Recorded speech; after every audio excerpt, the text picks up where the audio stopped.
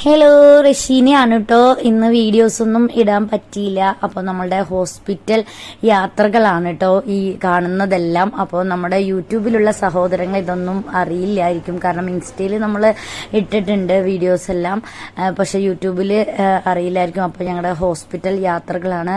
അതായത് പെട്ടെന്ന് ഒരു ദിവസം വണ്ടി ഓടാൻ പോയി, അവിടെ വെച്ചൊന്ന് തലകറങ്ങി വീണു. പിന്നെ അങ്ങനെ പോയി MRI എടുത്തു. അതൊക്കെ പെട്ടെന്നായിരുന്നു. അങ്ങനെ ട്യൂമറാണെന്ന് അറിഞ്ഞു. അത് വളരെ എളുപ്പമായിരുന്നു. പക്ഷെ അത് കഴിഞ്ഞിട്ടുള്ള ജീവിതം, അത് കഴിഞ്ഞിട്ടുള്ള കാര്യങ്ങളൊക്കെ വളരെ പ്രയാസമായിരുന്നു കേട്ടോ. അപ്പോൾ വളരെ പ്രയാസം നിറഞ്ഞ ഘട്ടത്തിലൂടെ കടന്നുപോയി.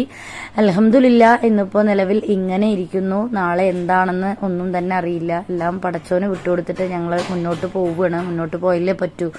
നമ്മൾ വന്നതിന് ഇനിയിപ്പോൾ കരഞ്ഞ് വിഷമിച്ച് ഇരുന്ന് ഒരു ഭാഗത്തിരുന്നിട്ട് യാതൊരു കാര്യമില്ല. നമ്മളാൽ കഴിയുന്നതെല്ലാം നമ്മൾ ചെയ്യുക. പിന്നെന്താ ഇത്, പിന്നെ അതിനുശേഷം കണ്ണിന്റെ നെർവിനെ ബാധിച്ചിട്ട് അതും നല്ല പ്രശ്നമായിരുന്നു കേട്ടോ കാക്ക്.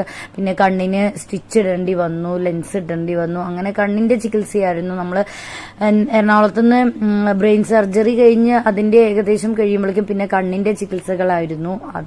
അതിന്റെ ഏകദേശം ശരിയായൊക്കെ കഴിഞ്ഞ് വരുമ്പോഴേക്കും റേഡിയേഷൻ കാര്യങ്ങൾ പറഞ്ഞിട്ട് വീണ്ടും ഹോസ്പിറ്റലിൽ പോയി. അങ്ങനെ സെപ്റ്റംബർ 3 സർജറി. അതിനുശേഷം ഏകദേശം ഡിസംബർ പകുതിയോളം തന്നെ ഹോസ്പിറ്റലിൽ തന്നെ ആയിരുന്നു.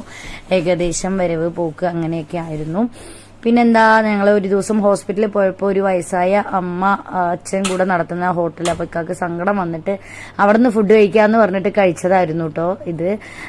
പിന്നെ ഇത് ഇക്ക സർജറി കഴിഞ്ഞിട്ട് ഇക്കാനെ നടത്തിക്കണം എന്ന് പറഞ്ഞപ്പോൾ ഇക്ക ആകെ ഡള്ളായിരുന്നു. രണ്ടാമത്തെ സർജറിയാണ്, ഇനി എനിക്ക് എന്തെങ്കിലും സംഭവിക്കും അങ്ങനെയൊക്കെ പറഞ്ഞ് ആകെ മാനസികമായി മൊത്തം തകർന്നു പോയി. അപ്പൊ ഞാൻ ഇങ്ങനെയൊക്കെ കൊണ്ട് നിർത്തി, ഇങ്ങനെ കാണിച്ച് അങ്ങനെ ആളിനെ കൂളാക്കും.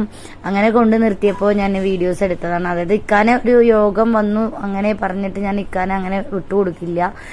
എല്ലാ എൻജോയ്മെന്റും ഇക്കാടെ മുമ്പിൽ ഒന്നും തന്നെ കാട്ടാതെ ഞാൻ അങ്ങനെയൊക്കെ കൊണ്ടുവന്നു. അൽഹംദുലില്ലാ, ഇവിടെ വരെ എത്തി. പിന്നെ ഇതാണ് ഞാൻ ഇൻസ്റ്റയില് ഇക്കാക്ക് അസുഖം വന്നതിന് ശേഷം തുടങ്ങുന്ന വീഡിയോ കേട്ടോ. കാരണം ഇത് ഇക്കാടെ നിർബന്ധം കൊണ്ട് ചെയ്തതാണ്. ഞാൻ വീഡിയോസും കാര്യങ്ങളൊക്കെ ആയിട്ട് പോയ ആളാണ്. പെട്ടെന്ന് ഡള്ളായപ്പോൾ ഇക്കാക്ക് വിഷമായി.